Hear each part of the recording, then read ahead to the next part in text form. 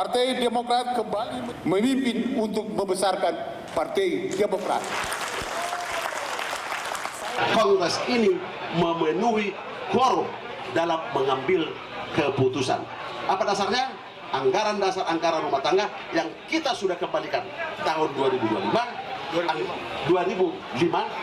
dan Majelis Tinggi kita hapus. Hari ini memang banyak yang tercengang, banyak yang tidak percaya bahwa KSP Muldoko yang bersekongkol dengan orang dalam benar-benar tega dan dengan darah dingin melakukan kudeta ini. Kongres luar biasa Demokrat yang digelar di Deli Serdang, Sumatera Utara membuat konflik di tubuh partai berlambang bintang Mercy itu makin membara. Entah sebutan kudeta tepat atau tidak, yang jelas KLB mendaulat Muldoko sebagai Ketua Umum Partai Demokrat dan Agus Harimurti Yudhoyono didemisionerkan dari jabatannya sebagai orang nomor 1 partai.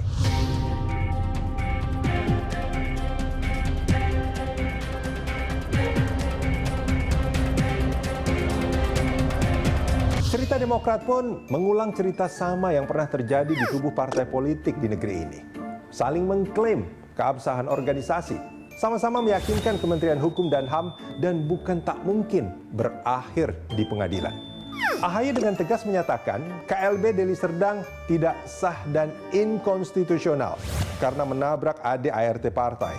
Kami menyerahkan konstitusi Partai Demokrat, anggaran dasar, anggaran rumah tangga, ADART, yang juga telah disahkan oleh negara, oleh pemerintah, oleh Kementerian Hukum dan HAM tahun lalu.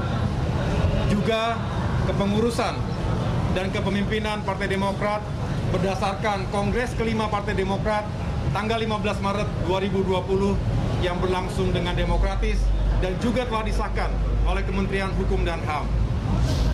Dukungan mengalir untuk AHY, putra sulung keluarga SBY yang paling dijagokan dan diidam-idamkan kader setia Demokrat, termasuk dengan cap jempol darah. Sebanyak 34 DPD dan 514 DPC Demokrat bakal menentukan nasib AHY dan Muldoko.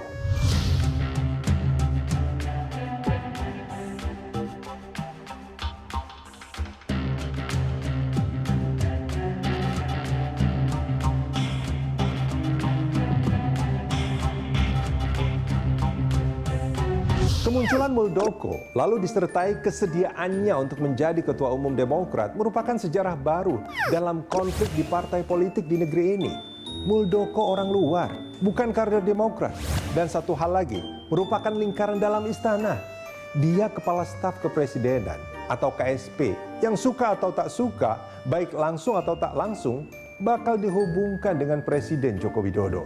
Tepat di sini, pemerintah mesti hati-hati mengambil langkah dan tidak memihak kepada dua kubu yang bertikai. Meski menjadi bawahannya, belum tentu langkah Muldoko direstui atau seizin Presiden Jokowi.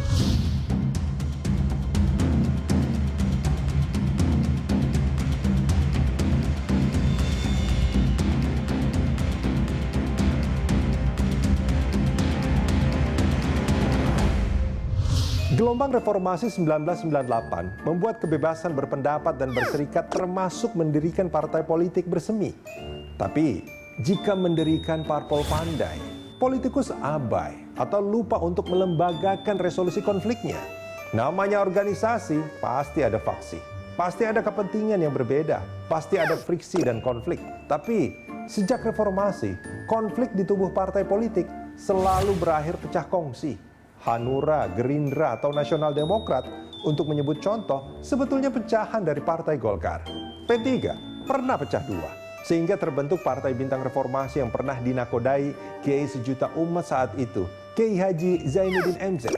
Bahkan PKS yang dipuji sebagai partai kader pecah dua setelah Anies Mata dan Fahri Hamzah mendirikan Partai Gelora. Terakhir, Amin Rais yang jelas-jelas pendiri PAN harus keluar dan mendirikan Partai Umat.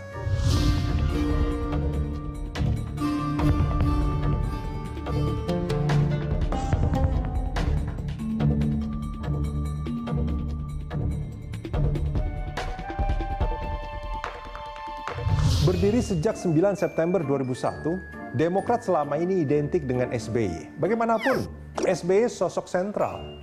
Pada 2004, Demokrat menjadi partai penting karena popularitas SBY. Di tahun itu pun, Demokrat sukses mengantar SBY dan Yusuf Kala menang pemilihan presiden.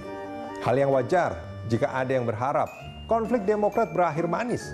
Ini bukan soal dengan Muldoko atau tanpa Muldoko. Tapi bagaimana menemukan resolusi di antara kubu AHY dan kubu Joni Allen Marbun, Marzuki Ali yang selama ini bahu-membahu membesarkan Demokrat. Perlu kerendahan hati dan mengenyampingkan ego dengan kepala dingin, bukan berdarah dingin.